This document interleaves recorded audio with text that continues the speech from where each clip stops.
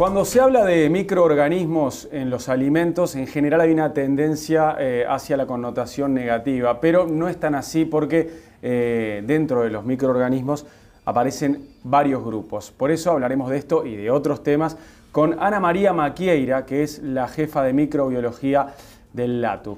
Doctora Maquieira, ¿cómo le va? Muy bien, buenos días. Buenos días. Sí, exactamente como tú lo manifestaste, a mí siempre me gusta aclarar en el área de microbiología que uno tiende hacia una connotación negativa del tema, sí, porque bueno, lo asocia a diferentes aspectos de enfermedades, etcétera, y en realidad microbiología es muy amplio. Microbiología tiene el aspecto de microorganismos inocuos que no causan nada para la salud.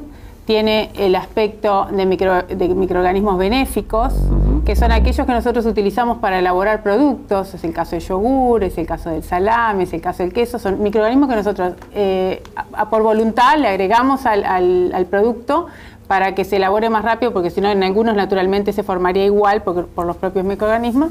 Claro. Y bueno, y que son benéficos para la industria, vamos a decirlo así. Por otro lado, tú también tenés microorganismos que nos indican que sin causar enfermedad en las personas, nos indican también la vida útil del producto. O sea, son alterantes que si están presentes el producto, me lo va a alterar, entonces yo los busco, los estudio para hacer los estudios de vida útil, y cuando nosotros vemos en el supermercado vida útil del producto tanto, en general atrás de eso en algún momento hubo algún estudio que estableció cuánto dura ese producto. Y finalmente, bueno, siempre llegamos a los microorganismos que no son deseados o no son permitidos. ¿Esas son bacterias? Hay bacterias, sí. Claro. Bueno, hay de todo, hay bacterias, hay virus, o sea, pero sí, en realidad donde generalmente nos centramos más es en bacterias, ¿no? Los casos son producidos por bacterias y por virus, pero la mayoría de nosotros estamos centrando más en bacterias. ¿Y ese grupo de los negativos cómo se los denomina? En realidad yo les digo no permitidos, en realidad son patógenos o indicadores. O sea, indicadores, capaz que te aclaro porque no sé si la audiencia sabe, indicadores es porque me están indicando que algo sucedió en el proceso de elaboración del alimento. Entonces yo lo uso como referencia a ver qué me sucedió a mí en el proceso.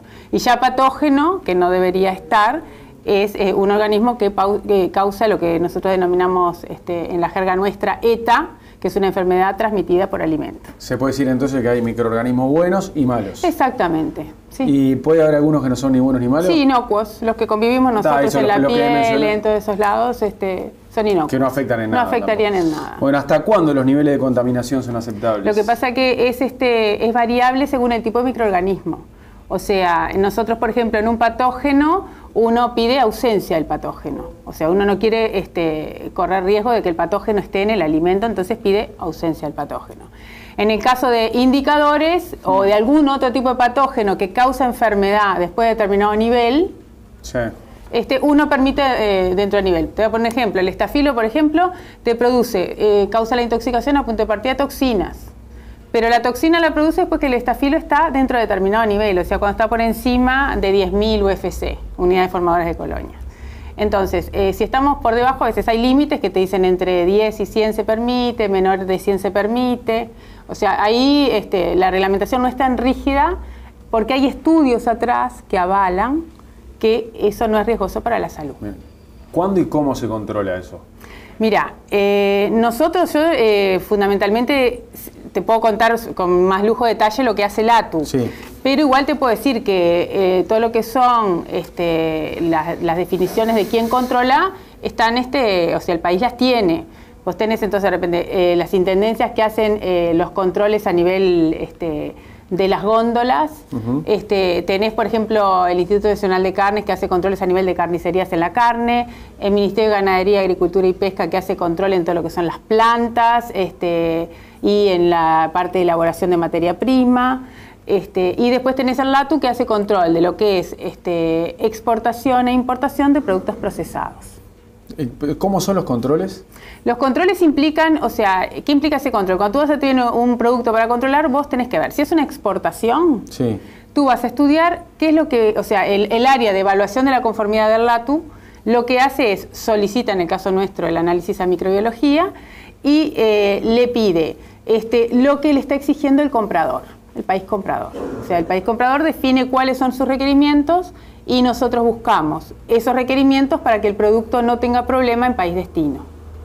Y después tenés, cuando el producto es importado, lo que se busca es lo que establece nuestra reglamentación nacional. ¿Todos estos controles hoy se realizan acá? En el LATU sí se están realizando, sí, sí. Bien. ¿Hay alguna forma de controlarlo desde la casa de uno? O sea, ¿el cliente tiene alguna forma de controlarlo? El cliente, en realidad el cliente... Sobre todo el que es medio perseguido, que no cree en los otros controles. No, yo te diría que el cliente, más que controlarlo, el cliente lo que tiene que hacer es una buena manipulación del producto. ¿Cómo? O sea, ¿qué quiero decir con esto? Cuando uno elabora un producto, uno lo elabora en determinadas condiciones. Y, por ejemplo, yo te pongo un ejemplo, la leche. Cuando se produce en la vaca, la leche, cuando se ordeña, tiene que tener determinadas condiciones en el momento de la producción. Después se continúa hacia la industria. Cuando llega a la industria lo somete en determinadas condiciones, le hace un proceso térmico para eliminar cualquier tipo de riesgo de algún patógeno y sigue el proceso. Pero después de ese proceso térmico, como no hay etapa de eliminación, se le agrega otra barrera más que nosotros definimos como tecnologías de barrera, que es el frío. Entonces, el frío es lo que evita que si sobrevivió algún tipo de microorganismo, no se desarrolle. Entonces, es importante que en el supermercado se mantenga en frío, que el consumidor mantenga las condiciones aconsejadas por el producto. O sea, que si el producto dice mantener en frío, lo tiene que mantener en frío. O sea, nosotros en la jerga nuestra decimos que no se rompa la cadena de frío. Bien. Si yo compro una ensalada en un comercio, en un súper o en un almacén, ¿es más probable que esa ensalada tenga bacterias que si la hago yo en mi casa? No, no necesariamente. Depende de las buenas prácticas que aplique cada uno. Si tú en tu casa no aplicas buenas prácticas de elaboración, de manufactura, o sea, no sos correcto, cortás la ensalada en una tabla que tú cortaste previamente carne cruda. Es probable que tú tengas más posibilidad de hacer contaminación que en el comercio, que de repente aplicaron muy buenas prácticas y tienen todo bajo control. Mira, ¿es normal que haya coliformes en los alimentos, como pasó con Crufi, por ejemplo? Puede haber, ese es un tema que puede llegar a haber, no sé si es normal, es normal dentro de determinados parámetros, o sea, está establecido determinados parámetros que son permitidos y dentro de esos parámetros es normal. En este caso estaba por encima de los parámetros normales. No tengo datos, yo eso no te puedo dar mucho dato porque en realidad eso es un tema que lo manejó la Intendencia. Y yo conozco el caso por la prensa, no conozco el caso profundamente, desconozco en realidad los métodos, desconozco todo cómo se procesó eso. Entonces quizás ahí los que te puedan ayudar más es la Intendencia y no yo, ¿no? Pero, o sea que hasta determinada cantidad, hasta determinado grado de coliformes puede ser habitual, ¿decís? Exacto, vos tenés, lo que pasa es que las reglamentaciones te marcan límites. Entonces te dicen, el límite mínimo es tanto, el límite máximo es tanto. En microbiología lo habitual es analizar 5 muestras, eso es lo más común. Entonces, por estudios estadísticos que indican que eso es lo adecuado. Entonces vos te dicen, bueno, mira, yo de repente puedo tener 2 muestras que están entre el mínimo y el máximo de coliformes tolerables. Por encima del máximo no puede haber ninguna muestra, pero entre el mínimo y el máximo de repente puede haber 2. Entonces hay un límite que es permitido, que está dentro de lo que es la reglamentación y lo que está que no causa enfermedad ni causa problema. Coliforme es un indicador, no quiere decir que vaya a causar enfermedad.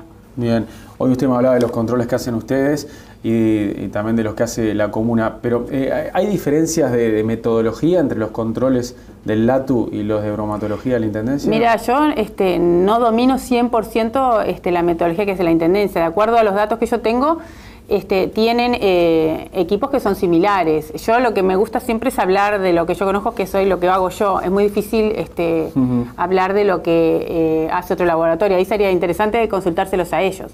Yo te puedo contar cómo se trabaja en LATU. Entonces, en LATU lo que se hace es, nosotros trabajamos bajo un sistema muy rígido de calidad. Los laboratorios están acreditados bajo la norma 17025. ¿Qué implica esto? Esto implica que yo tenga todos los parámetros que actúan en mi ensayo bajo control. Te voy a dar algún ejemplo. Para el desarrollo de los microorganismos, la temperatura de las estufas es fundamental. Entonces, nosotros nos obliga a tener un registro continuo de la temperatura de las estufas para yo saber que las condiciones que se me dieron son las adecuadas para que yo encuentre lo que estoy buscando.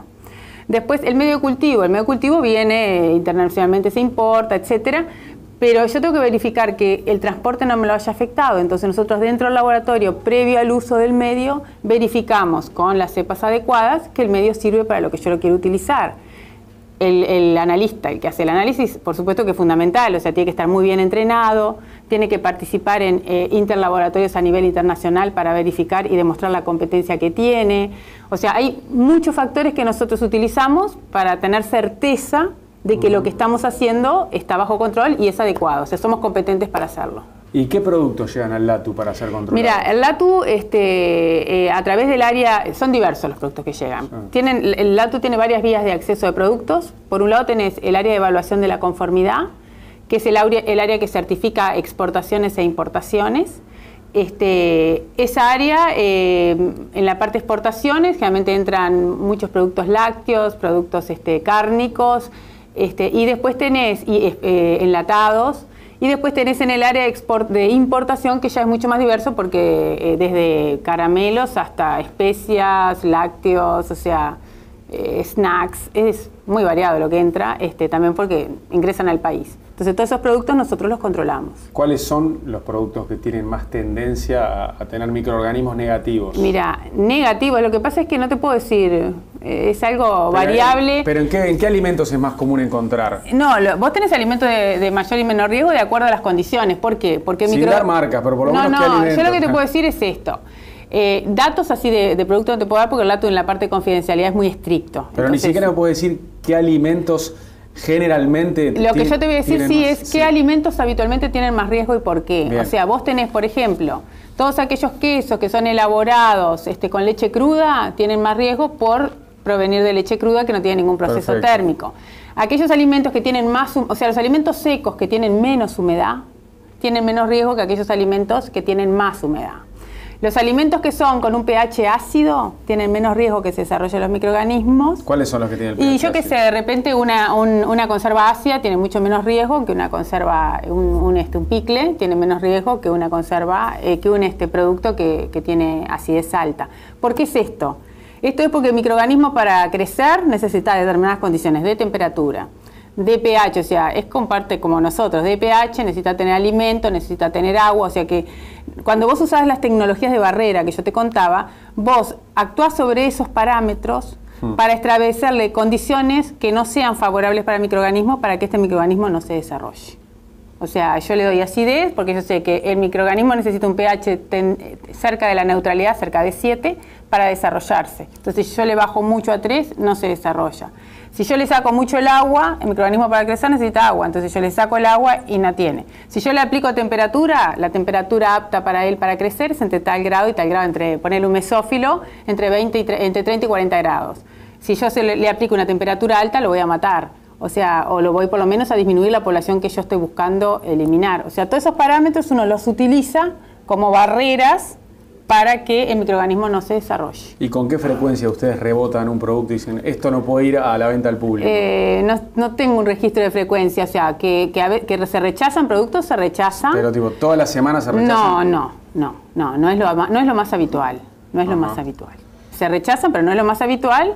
Vamos a hacer, la realidad es que sí, que aparece, no puedo decir que no, porque no estaría faltando la verdad, pero no es nada que uno se asuste, y entra dentro de los parámetros normales el que conoce un proceso y sabe que puede haber algún tipo de falla en el proceso, que esto suceda. Cuando uno lo detecta, muchas veces lo detecta la misma planta, porque la planta realmente hace autocontroles y va controlando todo su proceso, verificando qué ocurre.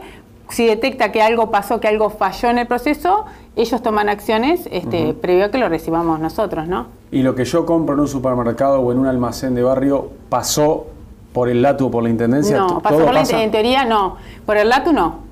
Por el LATU no. Salvo que sean productos importados. Si productos importados, sí pasó por el LATU. ¿Lo otro pasó todo por bromatología de la Intendencia? Lo otro, no sé si pasó porque eso tendría que contestarte la bromatología. Es competencia de bromatología, pero no sé si pasó por bromatología. Eso yo no te lo puedo contestar porque no lo sé.